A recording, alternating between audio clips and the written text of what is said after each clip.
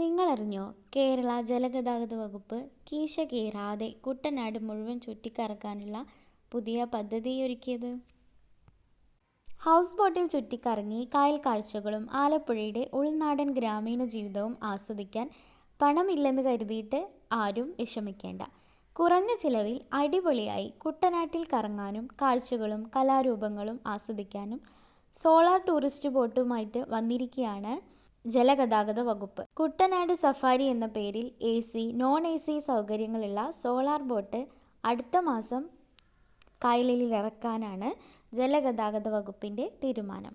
കുട്ടനാടൻ നെൽപ്പാടങ്ങളും പച്ചപുതച്ച ഗ്രാമീണ കാഴ്ചകളും ഫാം ഹൗസുകളും കളിസ്ഥലങ്ങളും പ്രധാന ആരാധനാലയങ്ങളും ചരിത്ര പ്രാധാന്യമുള്ള സ്ഥലങ്ങളും കൺകുളിർക്കെ കണ്ട് ഫോട്ടോയും വീഡിയോയും പകർത്തുന്നതിനൊപ്പം സ്ഥലങ്ങളുടെ ചരിത്രവും പൈതൃകവും സംബന്ധിച്ച വിവരങ്ങളും ഈ ബോട്ടിലുണ്ടാകും.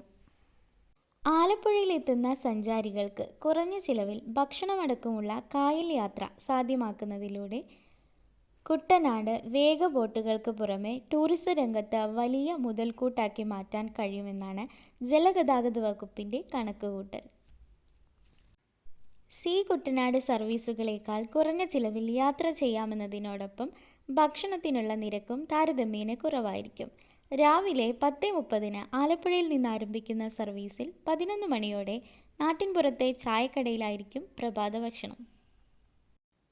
R ബ്ലോക്കിലെ കള്ളുഷാപ്പിലാണ് ഉച്ചയൂണ്. മീൻകറി ഊണിനൊപ്പം അധിക പണം നൽകി സ്പെഷ്യലുകളും ആസ്വദിക്കാം. പാതിരാമണലിൽ വൈകുന്നേരത്തെ ചായയ്ക്കും ചെറുകടിക്കുമൊപ്പം നാടൻ കലാരൂപങ്ങളും ആസ്വദിക്കാം.